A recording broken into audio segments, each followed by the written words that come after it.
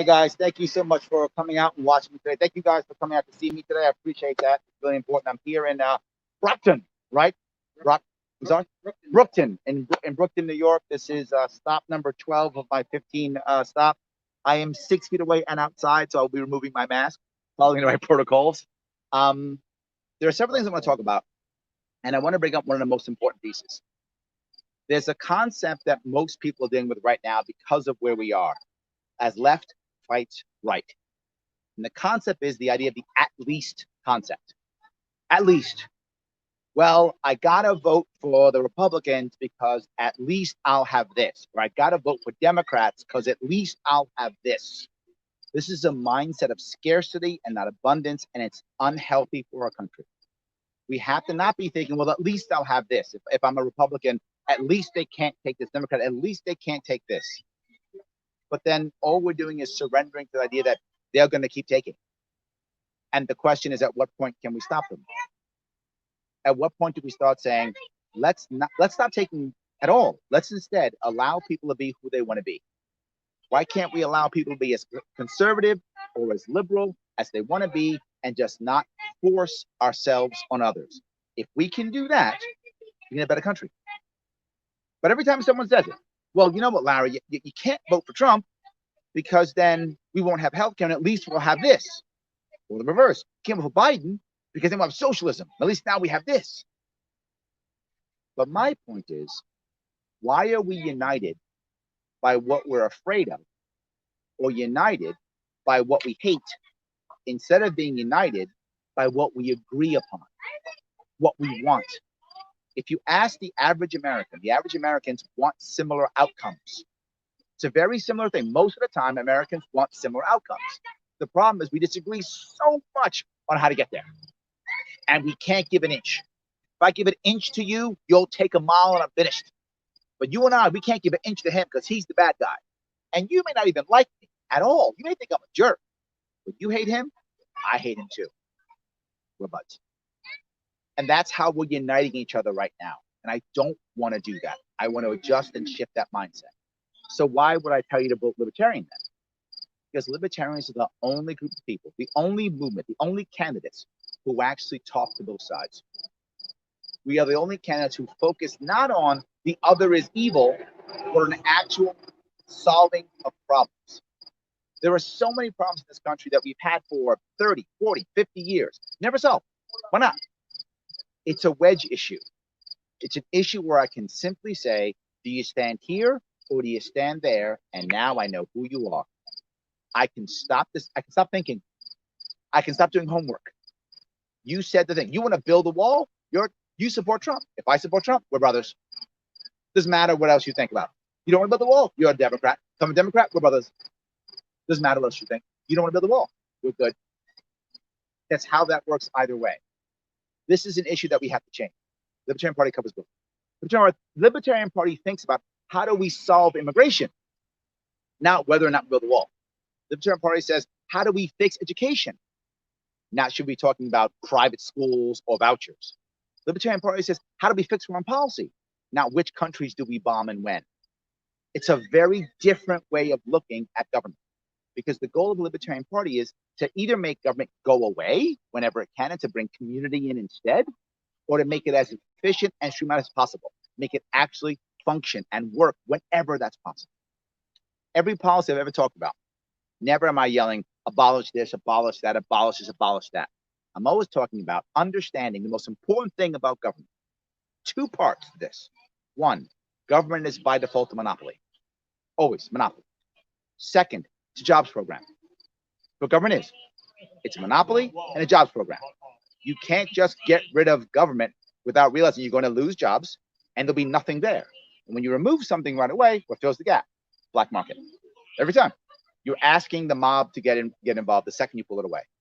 But if you create another way of people getting involved, adding community or commerce, now we have opportunity for people to choose the other option.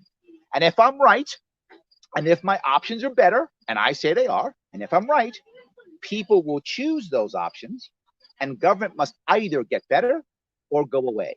Both the right answer. Both are the right answer. And if I'm wrong, and my stuff doesn't work, people fall back to government. It's all good either way. It's win-win no matter what if we open up our minds to this concept. Too many libertarians don't get that, and too many Democrats, Republicans won't even acknowledge that. They can't imagine some idea where government isn't the answer. There's a problem. Hit it with a stick. Okay, didn't work. Hit it twice. Does it work? Bigger stick. More sticks. Look, I'm hitting stuff. Yes, bigger stick. More sticks. It isn't the answer. You can actually move and change things to the best of your ability without having to use government, without having to use sticks. But why do you care? Because in New York right now and across the country, we have a situation where we are more divided than ever. We know this. After this election in November, there's going to be a whole bunch of unhappy people. No matter who wins. Trump wins, Trump loses. A bunch of unhappy people. What's going to happen? They're going to feel dejected. They're going to feel like they cheated, whoever is the they. They cheated. Whoever it is they cheated. Guaranteed they're going to feel that. They're either going to check out or encourage sporadic violence. Both of those are the wrong answer. The right answer is come to us. The right answer is to come to us. Because here's what I also know. Not only do libertarians talk to both sides vote for libertarians. We've seen it before. I watched it in my election. I saw it in my election. For those of you who watched, I went around, and when I would go around, I'd ask this question in every event. I'd say, who here is now, over the last 2 years, registered Republican? Hands go up. Who here now, either now or last 2 years, registered Democrat? Hands go up. Who here now or over the last 2 years, registered but neither? Hands will go up. Only libertarians do that. Go to Democrat event, all Democrats. Republican event, all Republicans. All, every single time. We can change that. We do it two ways. One, you get 1 or 2 libertarians elected into any Senate, any assembly, any. Now we can talk. Right now, if you're a Democrat and you talk to a Republican, if you're an elected official, your career's over. You're a Republican, talk to a Democrat, your career's over. You talk to us, though. Talk to us. We'll listen to you. Now we can broker. We can bring back and heal this party again. It can be done. We can heal this country again. We can heal this nation. We can do it. You're going to tell me Trump or Biden's going to heal the nation? Come on. Come on. Any Democrat or Republican who can't talk across the aisle without being destroyed by their own party, without being primary by their own party, that person's going to heal this nation? No, not at all. Libertarians can. If you give us the opportunity, and this year you vote gold. You have to vote gold this year. No matter who you are, no matter what you're thinking, you may love Trump, you may love Biden, you may hate Trump, you may hate Biden. Vote gold. Jo Jorgensen's our candidate this year. You should vote for her this year. But Larry, I'm not a libertarian. No worries. I have bad news for you if you live in New York. You have no say in a presidential election. I will vote to go into Biden. Done. That's going to happen. New York State, vote to go into Biden. If you like Biden, good on you. Life is good. If you don't like Biden, I'm sorry. But either way, we could, but we can't do that without voting. So if you vote red or blue, electoral college is not going away. If you vote gold, we'd open to it. Yeah, we talk about it. We can have a conversation. 100%. 100% we have a conversation. Either way, that's going to happen this year. Voting gold gives you the option of making impact. If you vote Biden or you vote Trump in this year's election in New York State, you are literally throwing your vote away. Throwing your vote away. Because going Biden doesn't matter. But vote gold and give us enough impact in this election that people listen to us. Because if you... That is correct. Yes, thank you for listening.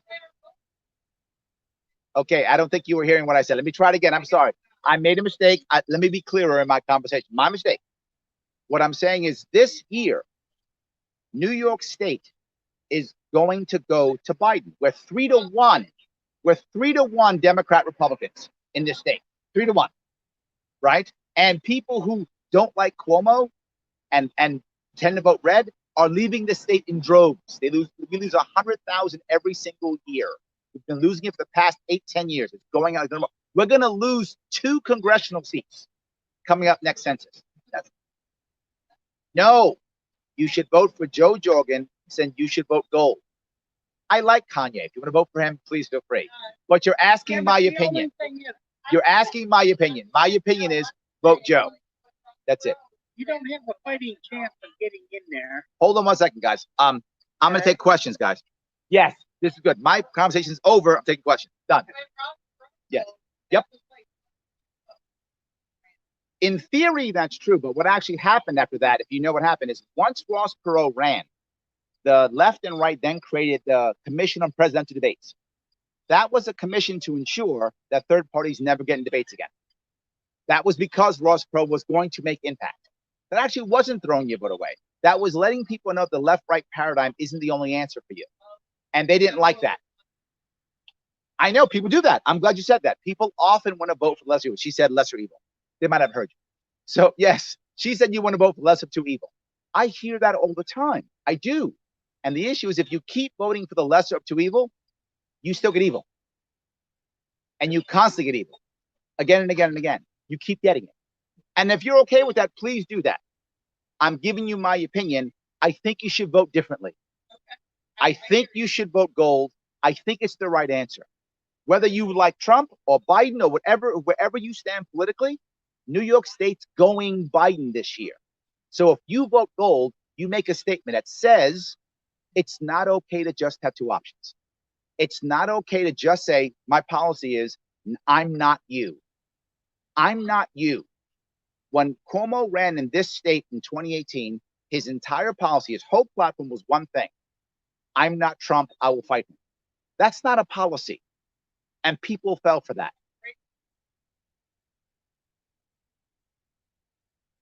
I will cover my answer to COVID for you, and I'll tell you how we could have done better. Yeah, would you listen if I told you? Yes, in New York State. If you'll hear, I'll tell you my plan if you'll hear it.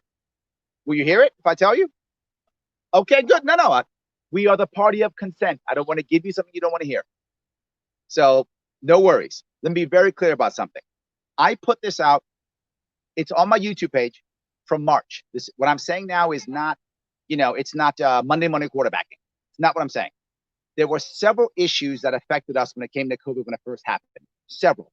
I'll give you many of them. Masks, hand sanitizers. Beginning. We're talking February, March. Masks, hand sanitizers, tests, hospital beds. These were all issues, right? Correct. All those things. There were many of them, right? Why weren't those things available? Let me tell you what my plan was, if you want to hear it. I was very open saying it. If I had won the governorship, which I didn't, obviously, but if I had, I would have immediately ended the idea of certificates of need. Certificates of need to make the government decide where the hospital beds go. Not just that, large organizations purchase those certificates of need so they control where hospitals go. So now you have large organizations like large hospital groups who see competition and decide where it will go, encouraging larger competition. Less competition, encouraging those types of things, right? So that would have gone away. But even if I didn't do any of that, I got nothing done. Step one, the problem that we had, and I'll go to hand sanitizers, then masks, and everything else. Hand sanitizer first. People couldn't make hand sanitizers because in New York State, there were distillery laws that stopped them from doing so. So they couldn't do it. The first thing I would have done is said, when I saw COVID cross from China to another country, I would immediately suspended distillery laws and said, if you want to make hand sanitizer, you may. I also would have said, if you sell hand sanitizer, no sales tax. So someone could begin to make money selling hand sanitizer without having to apply for sales tax. What would it have done? Most people would have ignored me. Most would have ignored me. But there would have been a couple of people who were early adopters. Those people would have jumped on and said, you know what, that's a great idea. I'm going to start selling hand sanitizer. I would have encouraged local churches. I would have encouraged local VFWs, local American Legions to also assist in doing that. What that would have done, it would have changed the culture of New York State. Most people weren't thinking about that at all in February or March, but it began them thinking about that early on. Not just that's the same thing with masks. I would have said, when it comes to masks, here's what you can do. Anyone can make masks and you can sell masks. If you want to sell masks, no sales tax. And I would have used New York State as an example. I would have taken the actual New York State website and created almost a wiki. Here is all the information that you have to make a mask, what the CDC says, what the FDA says, and what anyone else wants to post for their information also. Now you can look at it, choose and sell your masks. Again, most people would not have done it, but some would have. And why would that matter? I live in New York City. I was born in Manhattan. I live in Queens. I lived in the Bronx before. That's where I'm from. if you look at our Asian populations and our enclaves of Asian populations, many of them have been wearing masks for years. Many of them wear masks for years. Why? Part of their culture. Many of them came from East Asia. Correct? Absolutely. So they already had that. We didn't. They did in East Asia. So when East Asian immigrants came to New York City, they were already wearing masks prior to COVID even hitting. Once you begin that process, the culture begins to go, oh, we should do that. And they would have done cool things like Yankees masks or something like that. They would have done that kind of thing.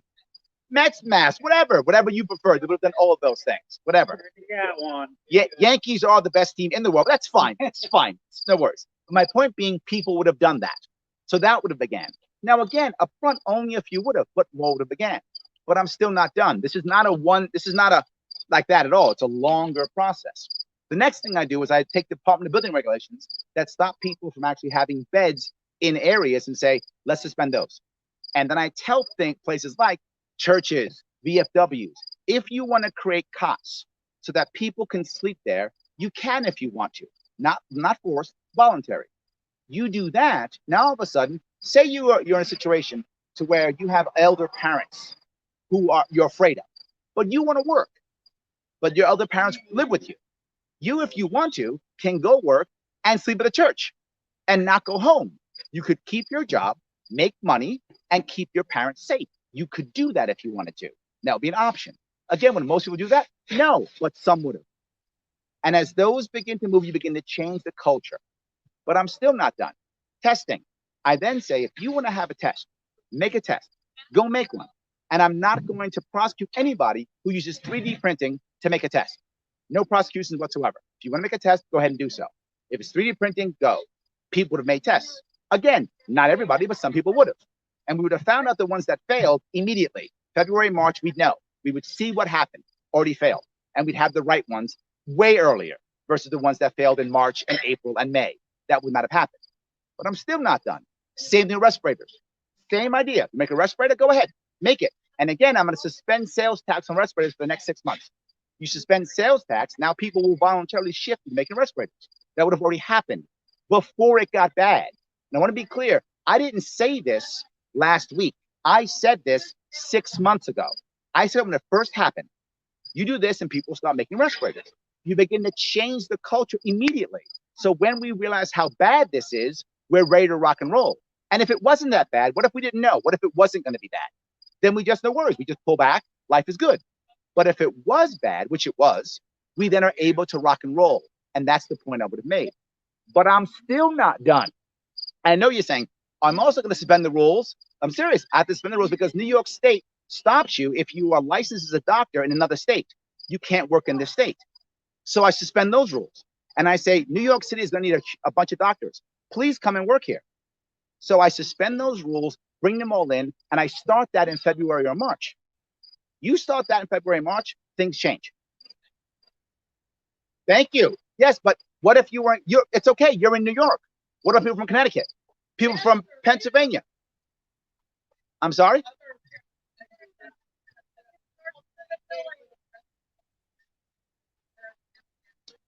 Yes, but we could have started that in February or March, and we didn't. And every month that we waited, people died. Stuff got worse. So I'm saying my plan, we actually act faster without having to force anything. But I'm still not done. This is a big deal. And we should have these protocols forever. On top of that, what do? We look at every retail store, whatever that retail store is, and we create guidelines that the government puts out. Here are the guidelines to function well in the retail store. Maybe they're 6 feet distance or mask or whatever are the guidelines required. You put them out. And you allow the government to create guidelines, but also the American Doctors Association can also create guidelines. Doesn't that challenge the libertarian doctrine to actually enforce those kinds of I'm not enforcing it. Oh, no, you said, when was I enforcing? Well, you're saying that we'll ask stores to do this. That's not enforcing. Okay. And let me finish. I'm almost there. So they don't have to do it. Well, let me keep going. I'm almost there. I promise you I'm gonna answer that question. Okay. We put those guidelines down. We even let a holistic association put guidelines down. All good. They all put guidelines down.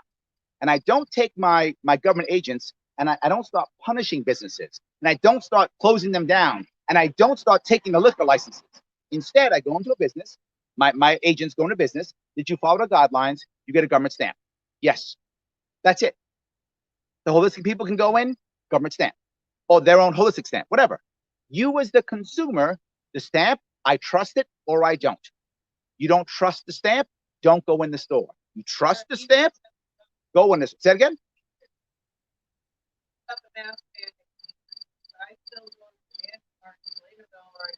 Yep. Thank you. They were going to do that anyway. And that's my point. You literally just made my point. If you, the reason why they fight it, and this is the reason why, is because it's mandated. That's the reason why they fight it. Yes, that's the reason why they fight it. If instead you did this style instead, if you did this style instead, people would have voluntarily done it. Some wouldn't. Some would have been knuckleheads and said no.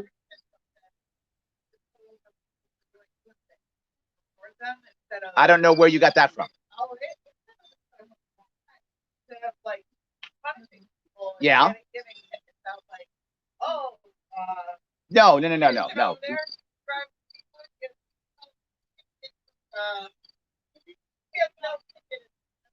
You don't. What my point here is you're trying to say that the only way you can reward people is through government. That's what you're trying to say. The only way you can reward people through is government. That's not the only way. What would have happened in my case that I made up, my fictitious case that I made up, is that if all of a sudden people saw the stamps and didn't go into stores, didn't have stamps, the stores would close on their own. They'd have no choice. They would go under. But those who were trying to do the right thing would have been able to survive this. How do I know that to be true? Sweden. Sweden had a similar situation. Most stores did the right thing. Some didn't. Most people did the right thing. Some didn't. Those who did the right thing got rewarded by the consumers, not by the government. Absolutely. 100%. And I'm asking you that this is the right mindset. Did I lose all you guys already? Yeah, well, this was his birthday party. Yeah. Oh, I'm so sorry, guys. That's why I asked if I could speak. I apologize, guys. That was my whole point. I didn't mean that. I interrupted a birthday party. That wasn't my. That's why I asked if I could speak. I did not want to give you stuff. It was. Yeah. Okay. Thank you. Thank you. Yeah.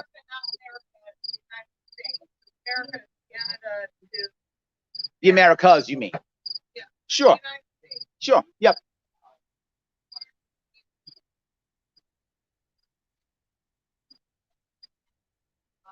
Yep.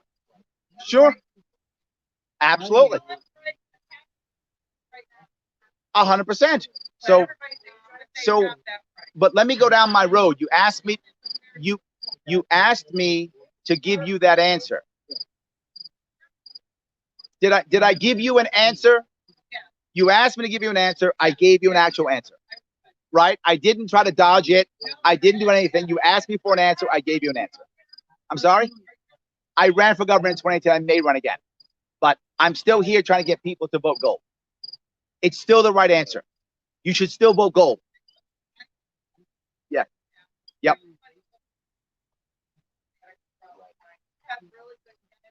And I'm here. Locally is awesome. So how about, I have an idea. How about you recognize that as true and decide you don't want to just give your vote because of where you live, right? I was just in Chautauqua County. Thank you. That's the right answer. So that means you could vote gold. And by the way, Republican isn't the right answer. That you didn't just vote blue. That's the right answer. Thank you. So here's what I would ask you to do. I would ask you to look up our candidate, Jo Jorgensen. I think she's a good candidate. You can look her up and you might want to vote for her. I'm asking you to look gold and vote gold. That's what I'm asking. Thank you so much. I appreciate that. And again, I'm here and I'm giving you actual answers. Most of the Democrats, Republicans you hear will do this. How will you solve the COVID problem? We got to work hard. We got to work hard. We got to work hard. They don't give an answer. They don't give an answer. Or they blame the other. It'd be great if it wasn't for the Democrats. It'd be great if it wasn't for the Republicans. That's what they do. I didn't do that. So thank you for that. I appreciate that. Of course. 100% happy to take it. So Did any of you guys have questions before you leave? Did you have any questions? Absolutely, thank you. Did you at least hear what I was talking about? I had actual answers. Did I at least show you that I had actual answers? Yeah, no, I think right away you addressed that. I think, my main question. I got time. I got time. We gotta just things that go on. Hold on, let me grab him real fast. Go ahead. So just we got to head out. But the one thing you said, and I have to admit, I'm coming to this, fresh. Sure. So you mentioned a few times about reducing government, bringing community in. Yes, absolutely. Okay. Critical. So that sounds great kind of on the surface, but I don't really know what it means. And, yes. And I think that what's troubling to me about that is that historically, yep, when we haven't had government, yep, and enforcement of laws, yep, that communities have come in and lynched people. In reality, most of the time, the people who were lynched were actually lynched by government agents. That's the truth. Most of them were lynched by local police. They were lynched by government agents. I can't speak to that. Who destroyed Black Wall Street in Oklahoma? That was literally the Army and government agents. So I know you're saying government has to protect the protected communities, but when it comes to the Black community specifically, and also Native Americans also deal with this. The government has been the worst oppressor. Government has been the worst in attacking and destroying Black communities and Native American communities. The biggest, the worst mass killing in the world, I mean, in our country, was America against Native Americans. I guess what concerns me is that when you talk about communities yep, replacing government, yes, then it suggests to me a majority rule. And sometimes the majority's interest does not respect the interests of the minority, and yep, sometimes subjugates that majority. Absolutely true. So I don't understand how libertarianism can address that. I'm happy to tell you right now. Okay. I have an answer. I'm not going to walk over this. Okay. It's a good answer. It's a good question. The first thing is, remember, most of the time when minorities are oppressed, it's by government. Waco, good example, right? Most of the time it's by very small minority and big issue, right? So most of the time, again, government is the one doing the oppressing most of the time, right? What is the government doing that in service of the majority that voted that specific government in, though? Generally speaking, yes. That's not 100% rule, but generally speaking, that's true. So in a libertarian world, what we want to do is allow local communities to have as much control as they can. And the government's job should be to ensure no one's rights are violated. You only go to government when your rights are being violated. You don't have government enforce your rights. You have government protect your rights. So local community says, we like this thing. You're a minority. They said you can't do what you want to do. You go to government protects you. That's what we want. What I don't want is I'm going to pass a law saying everyone must be equal, and I'm going to enforce it. I'm going to inspect you and inspect to make sure everything, and I'm going to go in and what shoes you wear and how much money you making. No, I trust the community until someone says stop, then I come in. Everyone's rights matters. Everyone, mine, yours, everybody's. Government should be able to right or wrong. When the government responds to that and intervenes, yep, do they intervene with policy or do they intervene with action? And if they intervene with action, is that an enduring solution? Yes, generally speaking, intervening with action is the right solution. I would ask you, is there any policy that you think that was trying to solve massive problems that actually worked? It's hard to think of one. And that's my point. You should be able to immediately go, oh, it's this one. It's very hard to come up with them. War on poverty hasn't got rid of poverty. War on drugs hasn't got rid of drugs. War on terror hasn't got rid of terror. All these policies that are supposed to make us safer don't, right? And this is from left and right, right? Republicans are all about war on terror. Democrats all about war on drugs, and they're not helping at all. They're not. They're making things worse. But is that a failure of the policies, or yes, is that because the policies are marketed as being something other than what they're actually intended to do? Well, that's also true, but that's why they fail. All are, right? I just wonder if the right policies that are made to actually serve the needs that they're intended to serve would work. They would work. I'll give you examples. Of course, I'm ready for this, brother. I'm happy that you asked the question. Of course, yes, absolutely, that could work. And I think Portugal is probably a good example when it comes to war on drugs, right? Portugal decided that it would decriminalize drugs, and it would not spend money and time on policing those drugs. initially there was a lot of disturbance. Of course, there was a lot of problems. But what happened?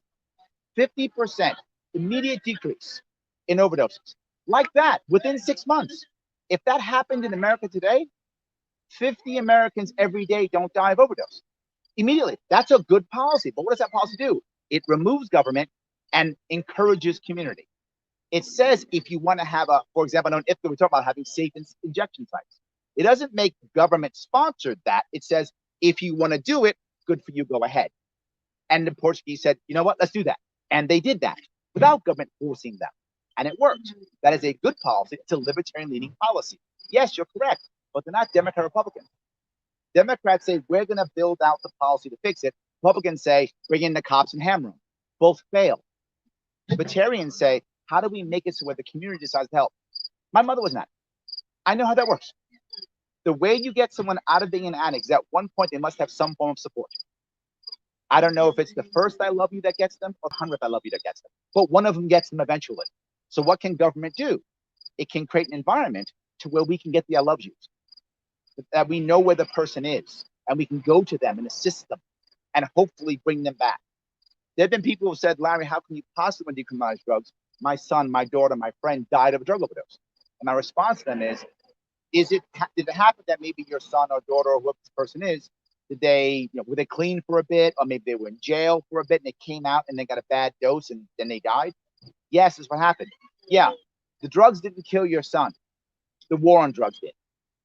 Because if there wasn't a war on drugs, either that person, thank you so much for coming in. I appreciate that. Thank you so much. Yeah, thank you. Yes, thank you. So if war on drugs didn't exist, either that person would have had a cannabis product to deal with their issue of concern, one option, or even they didn't, they would have safe opioids and they wouldn't be illegal. So they could be with their friends and family to get the support they needed. Your son might still be an addict, but he wouldn't be dead. If you want to blame someone for your son dying, blame the last 8 presidents. Yeah, I mean, frankly, I think that's a lot of conjecture. I mean, I sort of appreciate philosophically the perspective that you bring. It's Portugal. But it's Portugal. There's no but. It's Portugal. Yeah, I mean, it's just not me making stuff up. It's Portugal. Yeah, the concept of safe opioids kind of eludes me, but then again, you answered my question. But let's say there were no safe opioids, then there'd be a cannabis product instead. I'm not an expert in opioids. Maybe there is no such thing. Maybe you're right. But I think, but there would be another. I just wonder if someone who's introduced to opioids might not appreciate cannabis products much. They might not, but if we change our culture, they might. Thank you, my friend. Thank you. Bye-bye. Thank you, guys. Thank you for putting up with me. Your birthday, you're so good. Thank you so much for putting up with me. I appreciate it. Have a good one, guys. Have a good one. Guys, we're going to wrap this up. I appreciate all of this. I will talk to you all very soon.